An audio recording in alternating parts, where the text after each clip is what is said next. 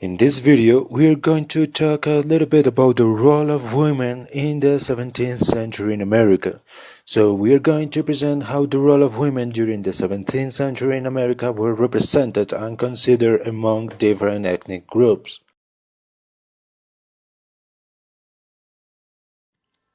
On the one hand, in New England, for example, the Puritan settlers brought their strong religious values with them to the New World, which dictate that a woman be subordinate to her husband and dedicate herself to rearing God-fearing children to the best of her ability.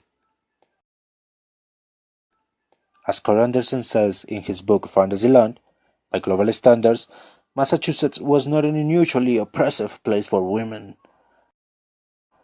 Often, women were taught to read, so that they could learn the Bible, but few were taught to write, as it was thought there was no reason for a woman to know how to write. A colonial woman was expected to be subservient to her father until she married, at which point she became subservient to her husband. Families tended to be large, and childbearing could be dangerous prior to advancements in medicine and health care. A responsible housewife was supposed to be resourceful with her family's budget, which led to manufactured goods being a vital contribution to the success of a household.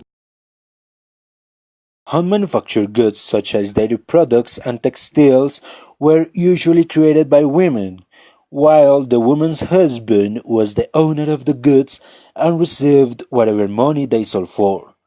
The men held traditional views and attitudes about the status and roles of women. However, women were in short supply in the colonies, so they tend to be more highly valued than the women in Europe, were still viewed as the weaker sex, lacking the physical and mental strength of men, and were emotionally less stable. Colonial women were expected to give total respect to the men and to obey them without question. Besides, ministers often told their congregations that women were inferior to men and more inclined to sin and err. The Puritans believed that the soul consists of two portions, inferior and superior. The superior is masculine and eternal, and the feminine is inferior and mortal. In addition to this, in the Puritan society, the crime of adultery was abhorred. Two known adulterers were executed in Massachusetts Bay Colony, and others were publicly whipped.